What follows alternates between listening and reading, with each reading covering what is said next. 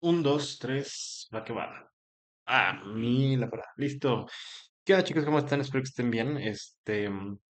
Bienvenidos a su séptima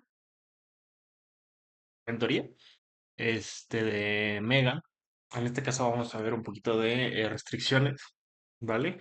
Que pues se refiere a tornillos, machuelos, rodamientos, etc. Ahorita vamos a explicarles un poquito más a detalle qué significa para nosotros una restricción. Y vamos a cubrir un tema que por ahí tenemos pendiente, que es carga y descarga de baterías, ¿vale? Entonces, bueno, vamos a empezar. Como tal, cuando nosotros hablamos de tornillos, de seguros, de valeros, estamos hablando de una restricción de movimiento, ¿vale? ¿Por qué es importante que nosotros tengamos en primera instancia una fijación correcta de las piezas en nuestros ensambles? En primer lugar, aquí no tengo un robot Mega para mostrárselos, pero algo que les debe causar mucho revuelo es que cuando ustedes ensamblaron su Mini, cuando tenían mal ensambladas las llantas, es decir, cuando estaban inclinadas las llantas o cuando las tenían muy pegadas al chasis, tenían cierto desgaste, ¿no? O ciertas fricciones. En ese sentido significaba que pues, no estaba bien alineada la llanta, estaba apretada de más, estaba apretada de menos, estaba muy pegada al chasis. Y ese tipo de cosas causan dos cosas. Número uno, pérdida de precisión en el sentido de que, em, bueno, lo verán más adelante cuando vean control o protocolo, sistemas de control cerrado, pero al momento de yo implementar un controlador PID que se rige por amperaje, que el amperaje lo asume en potencia y la potencia lo resume en distancia recorrida, vamos a empezar a tener problemas de fricciones. Eso por un lado. Por otro, vamos a tener un desgaste acelerado si no está bien alineados los engranes, si no están bien alineadas las llantas, si no están bien alineados los ejes con respecto a la pared, inclusive, ¿no? Entonces, en ese sentido, para garantizar pues, un funcionamiento óptico es de suma importancia que las restricciones geométricas que pongamos, o bien estén bien fijadas las piezas que tienen movimiento, que pues en su mayoría en mecánica, pues los mecanismos que usamos tienen movimiento. Entonces, en ese sentido, es muy importante tener un buen ensamble y una correcta fijación de los componentes para evitar perder precisión y eficiencia. Al final del día recordemos que pues nuestros matches duran 5 segundos, 10 y en esos 5 o 10 segundos lo más importante es que no tengamos ningún problema, ¿no? Como de, este, de origen mecánico, por así decirlo. Entonces, este, mm, lo siento. En ese sentido, vamos a hablar de restricciones mecánicas. ¿Ok? ¿Qué es una restricción mecánica? Voy a leerlo. Es una limitación impuesta a una pieza para controlar su movimiento en un sistema mecánico. Se utiliza para garantizar estabilidad y precisión. ¿Vale? ¿En qué sentido? Cuando yo estoy haciendo un ensamble en Solid, yo me rijo las relaciones de posición con restricciones mecánicas. Le digo, ¿sabes qué? Esta cara y esta cara son coincidentes, no se pueden mover si no están juntas, ¿no? Entonces, en ese sentido, ya empiezan a entrar ok, es una restricción sobre uno de los tres ejes principales, entonces solamente se puede mover en los otros dos planos, ¿no? O sea, es decir, como sobre las caras que le di coincidente. O, ¿sabes qué? Este eje no se puede mover a su lugar, solo puede rotar. Ok, entonces tengo una restricción de tipo rotacional, ¿no? Perdón, una restricción de tipo deslizante, donde la rotación es lo único que puedo hacer, ¿no? Entonces, existen diferentes tipos de restricciones, vamos a hablar un poquito de ellas. La primordial o la que más vamos a conocer es la fija, que tal cual permite cero movimiento.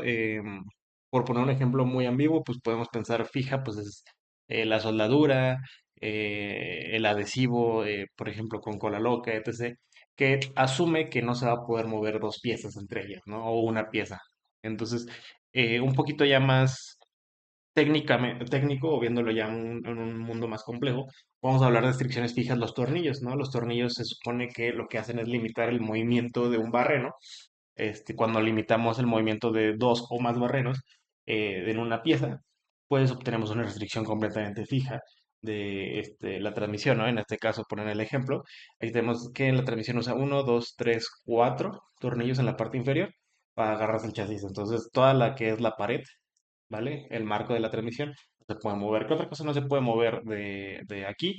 El motor, ¿no? Lo único que se mueve el motor es del eje, pero el motor como tal lleva uno, dos, tres, cuatro tornillos. Entonces, en ese sentido, las restricciones mecánicas nos sirven para fijar cosas, ¿no? Esos son de tipo fijo, completo, permanente, por así decir. Permanente, no, perdón, absoluto. Tenemos otros tipos de restricciones, ¿no? Por ejemplo, está la deslizante, que permite el movimiento sobre un eje. Esta la van a ver mucho en máquinas CNCs. Lo más probable es que lo puedan apreciar más en impresoras 3D, que es lo más cercano que tienen. Cortadoras láser, fresadoras CNCs, ¿vale? Que es tal cual un riel, que se les llama rieles lineales industriales o rieles con carritos de valeros, ¿vale? Que tal cual permiten el deslizamiento sobre un solo eje, ¿no?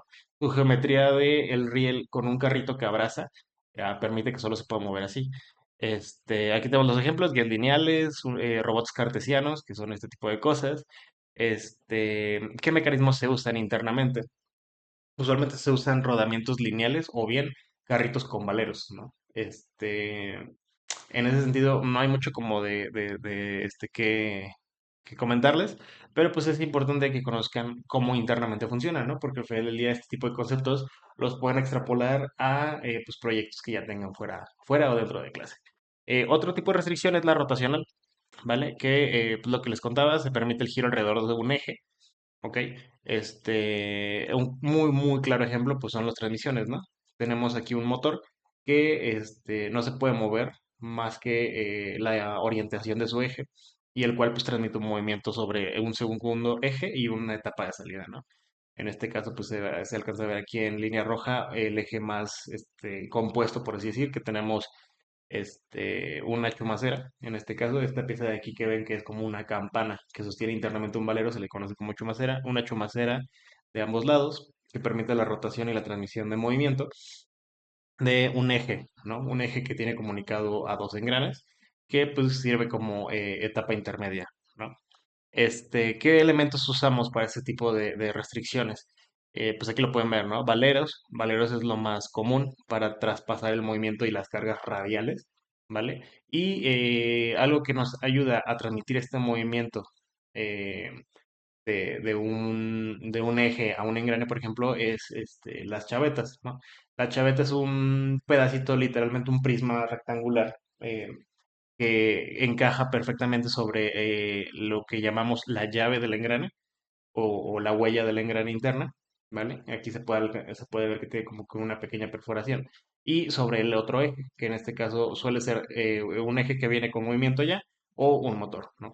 Entonces, además de la chaveta, existen otras formas de sujeción de eje con este elemento rotacional, como los opresores, como el ajuste por calor, como los adhesivos o los pernos transversales, ¿no?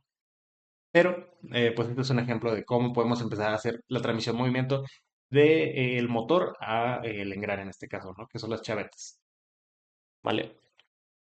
Vamos a hablar un poquito de las restricciones fijas. En este caso, pues lo que les comentábamos es lo más usual cuando hablamos de restricciones fijas son los tornillos, ¿no? El tornillo como tal, pues es un tipo de perno que tiene, digamos, autosujeción, de alguna forma, por decirlo, para vincular de forma concéntrica, pues, barrenos, ¿no? En este caso, aquí hay varios criterios a tomar en cuenta de los tornillos. De hecho, esto es como algo que tenemos que tomar mucha nota.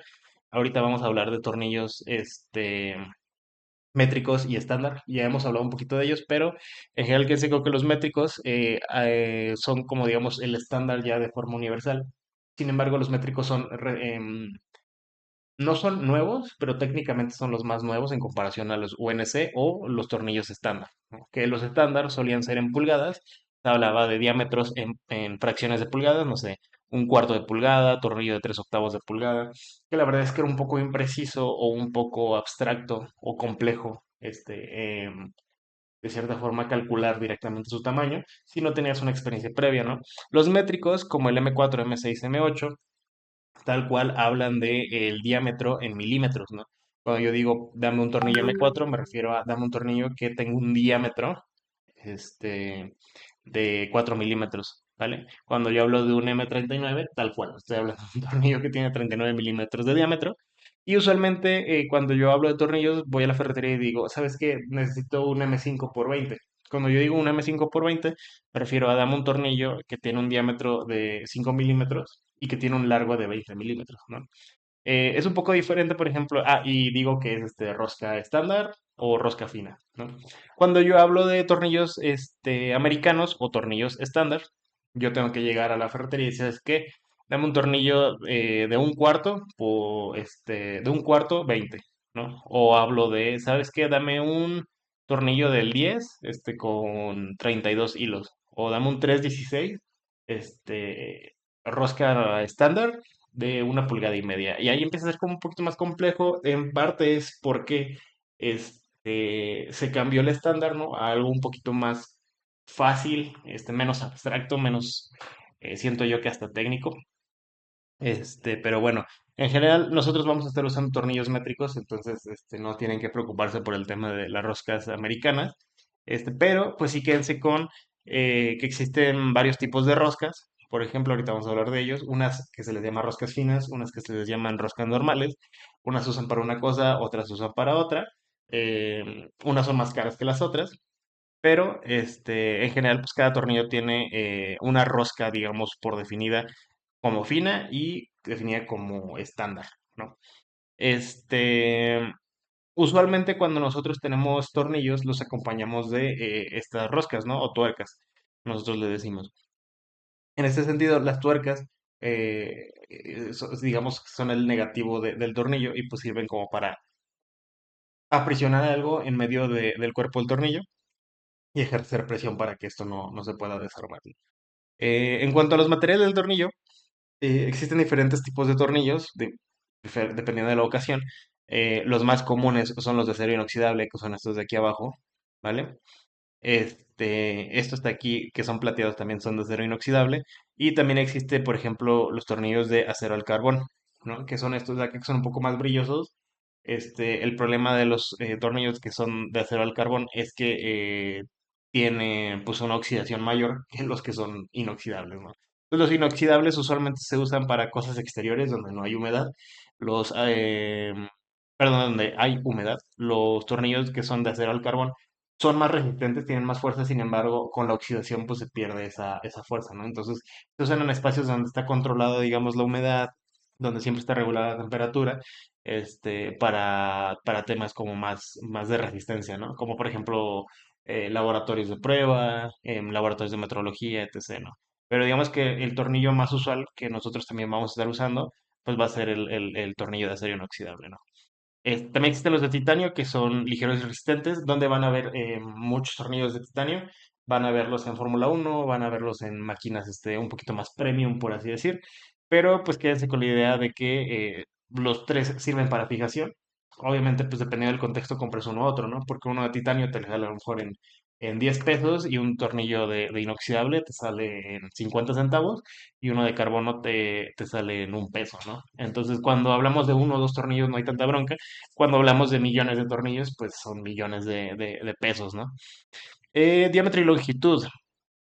Dependiendo de la carga que tú vayas a poner sobre un tornillo, tienes que tener cierta longitud de rosca, ¿no? Usualmente no lo vemos así porque usualmente usamos los tornillos dentro de su margen de carga sin ningún tipo de problema, ¿no? Pero, por ejemplo, cuando estamos hablando de este tornillo va a soportar eh, el séptimo, bueno, el tercer pilar de este puente. Entonces, y ahí tenemos que hablar un poquito de cosas un poquito más específicas, serias en cuanto a factores de seguridad. Usualmente nosotros usamos los tornillos para temas de fijación, más que nada. Obviamente, pues en Mega reciben cierta carga de impacto, pero sí suele ser mucho menor ese impacto a la carga máxima que pueden llegar a soportar los tornillos. Los tornillos son de acero, quédense con eso, o sea, son piezas que aguantan muchísimos, muchísimos esfuerzos, pero pues es bueno que consideren, ¿no? O sea, dependiendo de la carga que yo esté usando, es una longitud u otra la que debo usar. Este, a lo mismo que pues el diámetro del tornillo, ¿vale? Algo aquí también importante, por ejemplo, es el tipo de cabeza del tornillo, ¿no? Hay cabezas que tienen más superficie de contacto con el plano donde van a estar vinculados. y hay tornillos que no. De hecho, aquí un tema muy importante son las arandelas o rondanas, como las conocemos en México. En Estados Unidos los van a conocer como washers, ¿vale? Este, las arandelas como tal funcionan para tener una mayor superficie de contacto.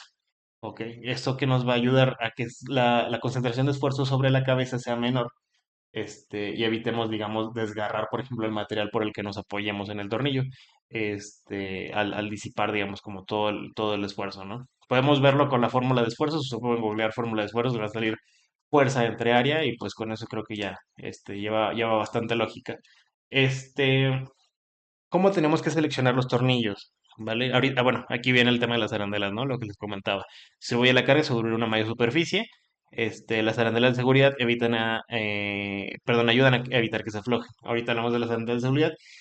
Vamos a pasar a hacer el paréntesis de la selección de tornillos. En general tenemos que revisar varias cosas de los tornillos, ¿no? Yo les decía, el diámetro que vamos a estar utilizando, el tipo de rosca, el largo, la cabeza que vamos a estar utilizando, y la llave, ¿no? Que la llave es como, si es hexagonal, si es cabeza de cruz, si es cabeza plana, ¿vale? Entonces, en general, quédense ahorita con que mientras mayor agarre tengamos sobre la cabeza, en este caso, pues los Allen, los cabeza Allen o cabeza hexagonal interna, suelen ser los que mayor agarre o superficie de contacto tienen con la herramienta con la que vayamos a estar desarmando, ¿no? Que en este caso, pues para los cabeza Phillips, que se refiere pues a la cabeza cruz, los cabeza Phillips suelen ser un desarmador punta de cruz, los cabeza Allen se suele usar un llavero tipo Allen, ¿vale? Entonces, quédense con que los cabeza Allen suelen ser los tornillos a los que más fuerza les podemos aplicar debido a toda la superficie de agarre que podemos tener. No, muchas veces les pasa que, por ejemplo, tienen un taladro y están fijando una pija de madera y el taladro que empieza a brincar, ¿no? Como la cabeza de cruz empieza a brincar y empieza a barrer el tornillo. Eso es más que nada porque no tenemos una superficie tan buena, digamos, de agarre con la herramienta sobre el tornillo, pero pues suele ser más económico realmente el cabeza Phillips, ¿no? Entonces es muy común verlo en trabajos de madera a tener una pija de madera con cabeza Allen, ¿no? Los cabeza Allen suelen ser un poquito más caros, eso es cierto, y limitados a lo mejor en sus medidas, no porque no existen, sino porque no son de distribución en masa como lo pueden llegar a ser las pijas, ¿no? Entonces, las cabezas varían dependiendo de la fuerza que vayamos a tener que aplicar, también de la facilidad de desarmado. El cabeza Allen suele ser muy sencillo de desarmar, ¿no? Por el tema pues, de los llaveros Allen. Y por otro lado, pues también tenemos las arandelas, ¿no? Lo que les comentaba. Em, También les comentaba de la rosca, creo que viene un poquito más adelante, sí, entonces ahorita vamos a hablar de la rosca, el diámetro que pues, les comentábamos, ¿no? Dependiendo de la carga, tenemos que hablar de un diámetro de tornillo M5 o un diámetro de tornillo M8, ¿no? Que viene mucho de la mano con el esfuerzo cortante del material y las cargas que va a estar aplicando el tornillo, ¿no? Pero bueno, en general, por ejemplo, aquí viene como la nomenclatura de un tornillo, en este caso es un tornillo estándar, ¿no? Es un machine screw, ¿vale? Que se refiere a los tornillos de máquina, se los voy a leer, están completamente roscados para usarse con una tuerca o un orificio roscado. Algunos tipos se denominan a veces pernos de estufa, ¿no? Entonces, en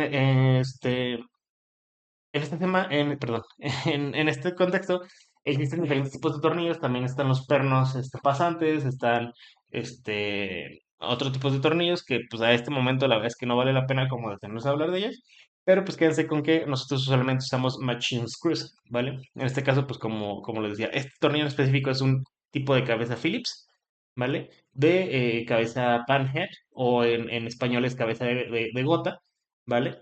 De material acero inoxidable 18.8, ¿vale? Es como la aleación de acero, quédense con que es acero inoxidable. Un diámetro del 12, que eso es un eh, 3 octavos, si no mal recuerdo. Hay una tabla de medidas americanas en las que le dices el tornillo número 10 es 3.16, el tornillo del número 8 es el 5.32.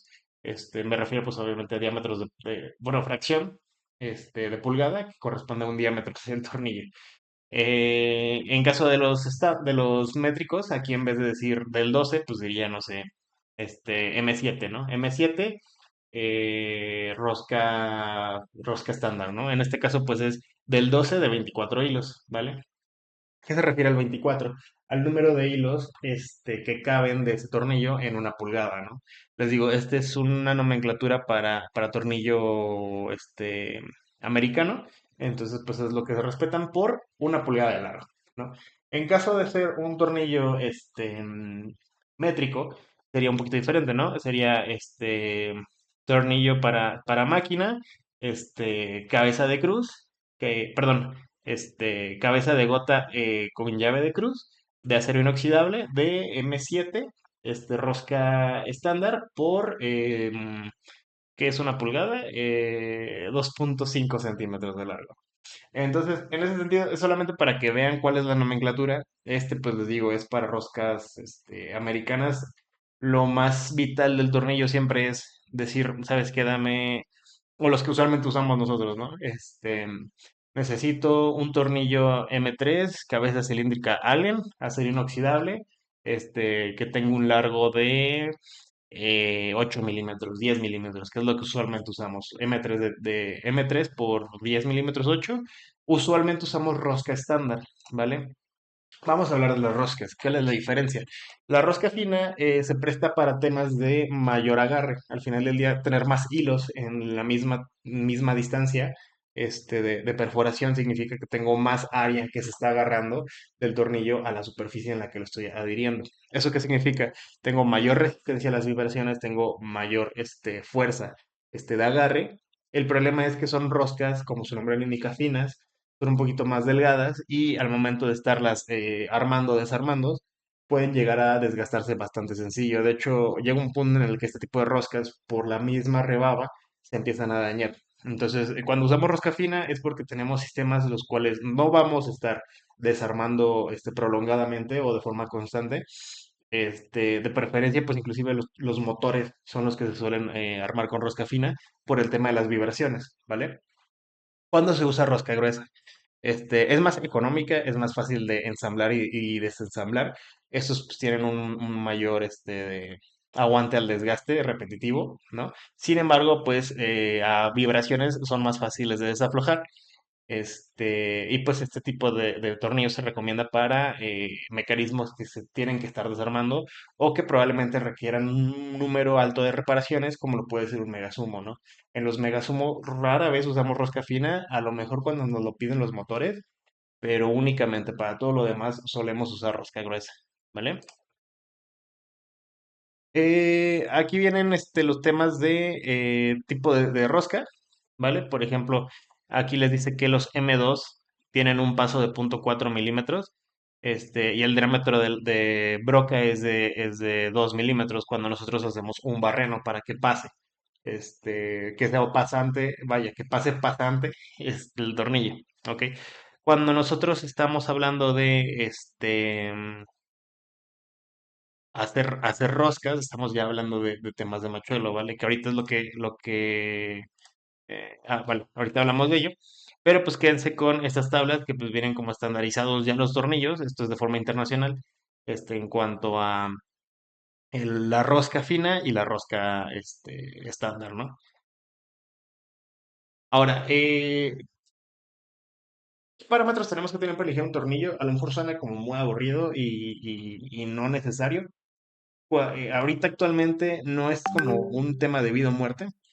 Sin embargo, sí es importante que sepan que no deben dejar de largo cuando eligen tornillos, ¿no?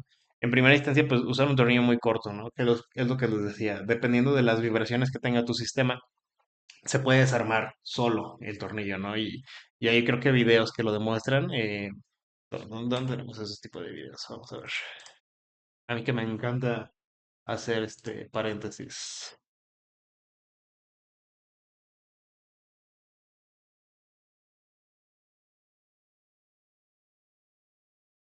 Este es el que estaba buscando. Podemos ver que el sistema lo empiezan a inducir a vibraciones con este motor y un centro de masa desubicado. Podemos ver que el motor llegó a la frecuencia natural del tornillo y de la tuerca. ¿Eso qué va a hacer? Que va a empezar a entrar en resonancia y automáticamente pueden ver cómo se empieza a desarmar, inclusive con las meras vibraciones, ¿no? No lo alcanzan a apreciar mucho, pero está vibrando mucho el avión de juguete. Esto es obviamente para simbolizar pues los riesgos que tiene no seleccionar un buen tornillo en la industria aeronáutica, pero nos sirve mucho de ejemplo, ¿no? Tal cual, es impresionante cómo se está desarmando solo el tornillo, ¿no? Entonces, es el tipo de cosas que hay que pues, tener mucho en cuenta, ¿no? Cuando elegimos un tornillo, que no sea muy corto. Aquí podemos ver que inclusive pues le ganó cierto tiempo, ¿no? Antes de que se desarmara el tornillo. No considerar las cargas, ¿no? Usualmente no tenemos ese problema porque hablamos de cargas muy pequeñas y instantáneas, pero pues no voy a utilizar un tornillo de 3 milímetros de diámetro, un M3, en un coche o en un puente, ¿no? Ahí me voy pues a un M8, me voy a un M39, inclusive un M52, dependiendo de... Nosotros personalmente en Artemis usamos M3 para la mayoría de los ensambles del Mega, y para algunas partes de los Mini Sumo inclusive, ¿no? ¿Qué pasa, por ejemplo, si apretamos en exceso? Podemos llegar a dañar la superficie de agarre, la rosca interna y hasta el propio tornillo, ¿no? Entonces, todos los tornillos tienen, o todos los sistemas tienen especificaciones de torque, de cuánto tenemos que apretar un tornillo. Hay herramientas específicas que se llaman torquímetros. Algunos son electrónicos, algunos análogos. Solo quédense con, no hay que apretar en exceso la rosca, más que nada porque podemos dañar o la llave de desarme o el mismo sistema del tornillo, ¿no? Este, Existen estas cosas de aquí que serían, digamos, las cola locas de los tornillos, de esta marca en específico que se llama Loctite. Existen diferentes tipos de Loctite. Esto más que nada es un aditivo que ayuda a eh, fijar de forma permanente tornillos, ¿vale?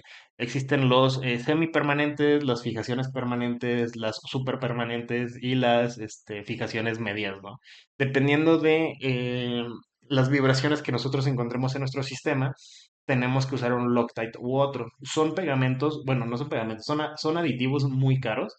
Que hay que aprender a utilizar de forma correcta, porque no me sirve de nada ponerle un Loctite completamente permanente a mi motor y al final del día yo voy a reutilizar mis motores en otro momento, ¿no? Voy a tener que desarmar todo, ¿vale? Pero tampoco es buena idea no usar Loctite cuando mi sumo tiene que estar en perfectas condiciones, y si algo falla dentro de la competencia me dan un minuto para arreglarlo, ¿no?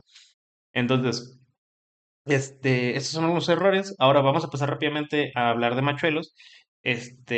Los machuelos, pues es tal cual una herramienta que nos sirve para generar o perforar o desbastar y hacer roscas sobre diferentes materiales. Ahorita hablábamos de que pues la tuerca es como la contraparte del tornillo, pero cuando no podemos utilizar una tuerca, le hacemos la rosca al material sobre el que estamos fijando, ¿no? Para esto nos sirven los machuelos. Existen varios tipos de machuelos, los helicoidales, ¿vale? Se utilizan para realizar roscas internas de barrenos ciegos, es decir, barrenos que no están perforados, ¿ok? Veámoslo como un tipo de broca machuelo. Sin embargo, lo recomendable es hacer un barreno pasante que tenga cierto ajuste dependiendo del barreno. Ahorita vamos a hablar de ello. Para utilizar los barrenos rectos, que son aquellos que nos sirven para perforar sobre un barreno que ya está generado, ¿no? Para este tipo de machuelos y para los anteriores hay que utilizar maneral, que es esta herramienta de aquí que nos ayuda a fijar el machuelo para poder tener torque, ¿no? Y aplicar torque sobre el machuelo y que pues empieza a desbastar el material, ¿no?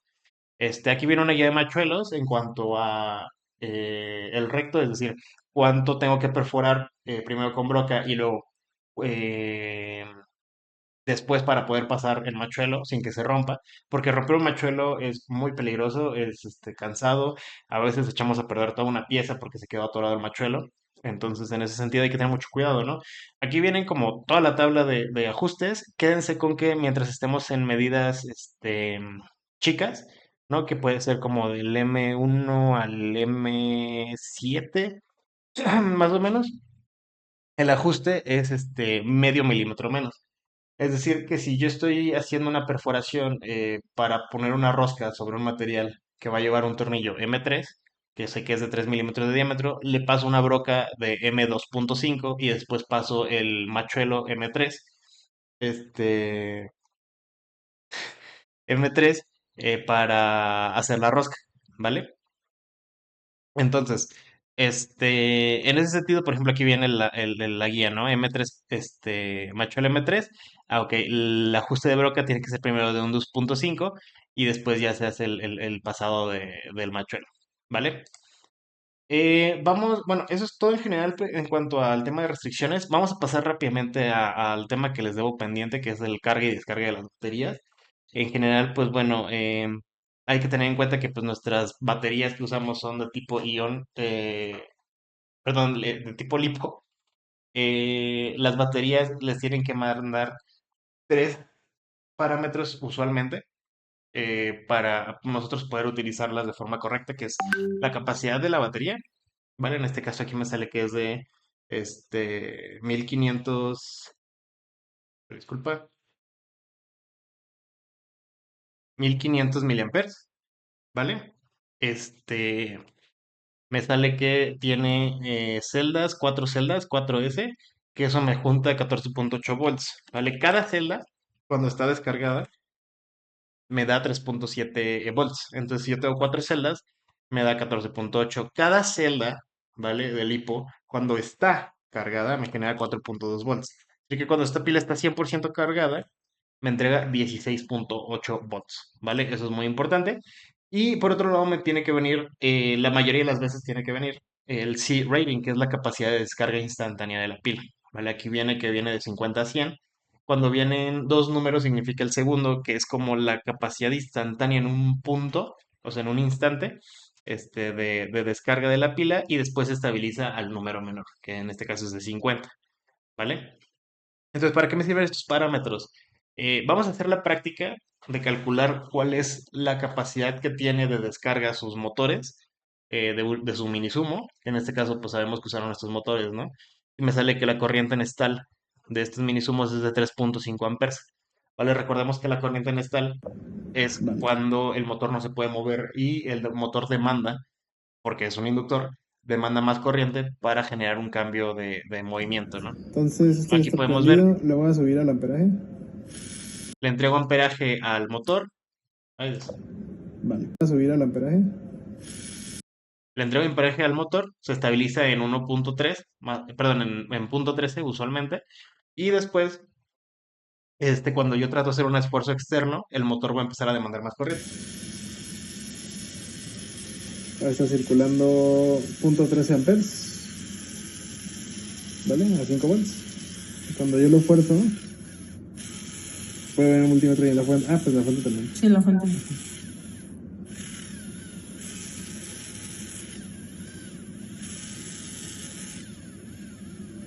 ¿Vale? Aquí podemos ¿Confirma? ver que en el momento en el que yo empiezo a forzar el motor, empieza a aumentar el amperaje, ¿no? Aquí se alcanza a ver 4.3, de hecho yo creo que llegó al punto máximo de 0.8 en el video, Podríamos quemar el. más o menos. Entonces, el tema aquí es cuánto amperaje resiste em, mi motor antes de quemarse. En este caso, a eso se le denomina stall current, ¿vale? Y el stall torque es con ese amperaje máximo, cuál es el máximo de torque que entrega mi motor, ¿no? En este caso nos interesa el stall current, que en este caso dice que el motor es de 3.5 amperes, ¿vale? O sea que en su momento más crítico el motor me puede llegar a demandar 3.5 amperes. Si yo estoy utilizando dos motores, entonces está demandando en el momento más crítico del sistema entero 7 amperes, porque si ambos motores están trabados, está jalando cada uno 3.5 amperes, ¿vale?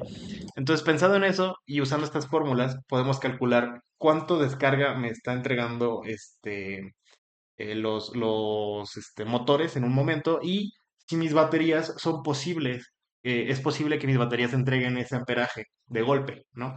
Para eso es la primera fórmula que dice capacidad de descarga, que en este caso es el factor de C rating multiplicado por la capacidad de mi pila en amperios, en este caso los miliamperes hora, ¿vale? Entonces, voy a Vale. abrir Excel, Entonces, este ya está prendido. Le voy a subir a. ¿vale?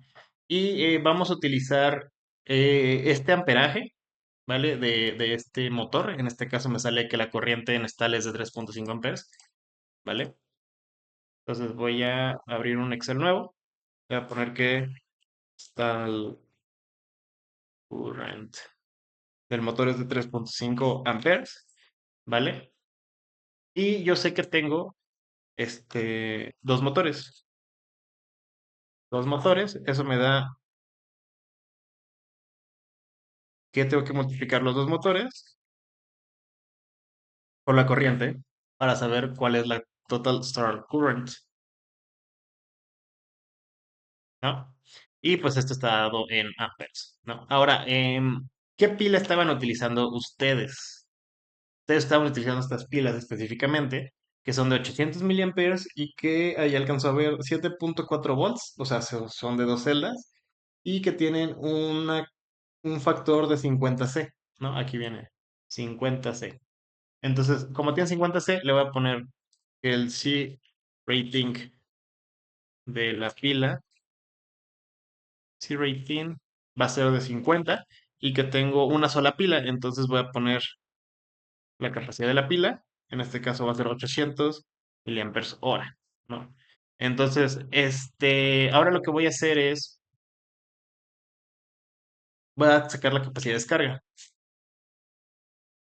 que viene que es el C rating multiplicado por la capacidad en amperios. Entonces, primero lo que voy a hacer es decir, le voy a hacer multiplicar la capacidad, el C rating, por los miliamperios, pero los tengo que traducir a amperios. Y si 800 miliamperios es 800 entre 1000 para que me dé amperaje, pues lo voy a dividir, ¿no? Entonces aquí me sale que mi capacidad de descarga máxima de la pila, o sea, lo que me puede entregar de golpe, digamos, la pila es 40, ¿vale? Entonces, en este caso me dice que puedo descargar 40 amperes de golpe, ¿no? De la pila. Y yo tengo que corroborar que en este caso, pues es muy obvio, ¿no? 7 amperes sí los puede entregar de golpe, en este caso, ¿no? Va a haber casos en los que no, cuando estemos diseñando megas, y ese pues es otro tema. Ahora, ¿cuánto tiempo puedo yo durar con mi pila, por ejemplo, en stall, ¿no? O sea, cuando mi robot está en choque contra otro, yo tengo que saber cuánto tiempo puede durar mi pila, porque si dura, no sé, 5 segundos, pues entonces perdí el duelo, así de sencillo, ¿no? Entonces, en este caso está esta otra fórmula que dice que el tiempo en horas va a ser la capacidad de la pila en amperes hora, dividida entre la corriente máxima que puedo consumir, ¿no? En este caso sé que mi corriente máxima pues son 7 amperes, ¿no? Y yo sé que la capacidad de mi pila es de 800 miliamperes, que la voy a pasar pues a amperes, que va a ser dividir esto entre 1000, ¿no? Esto me da amperes. Y lo que voy a hacer es calcular el tiempo de descarga. En este caso sé que es mi capacidad en amperes entre el amperaje que puedo llegar a consumir, ¿no? Este es un tiempo que me da en horas, porque estoy usando los amperes hora, de hecho. Entonces, para sacar estos en horas, para sacar el tiempo de descarga en minutos, tengo que multiplicar esto por 60, ¿no? Entonces me sale que mi mini tiene una posibilidad de, cuando esté 100% cargado, estar en stall durante casi 7 minutos, ¿ok? Este tiempo es relativamente corto, pero es suficiente para enfrentarme a varios duelos antes de cargar mi pila. Sin embargo, pues lo óptimo es que siempre esté su pila al 100% cargada, porque mientras más descargada esté, pues menos voltaje va a tener. Menos voltaje, pues se refiere a menos potencia en nuestros motores, ¿no? Entonces, creo que eso es todo por parte de la mentoría del día de hoy. Tenemos aquí las referencias. Si alguien quiere visitar, aquí vienen temas de los fasteners, que se refiere pues a todo este tema de tornillería. El cálculo de las pilas lipo, las brocas y machuelos, herramientas de corte, etc. ¿Vale? Y pues eso sería todo por esta mentoría. Espero que les haya gustado y pues nos vemos en una siguiente sesión. ¿Vale?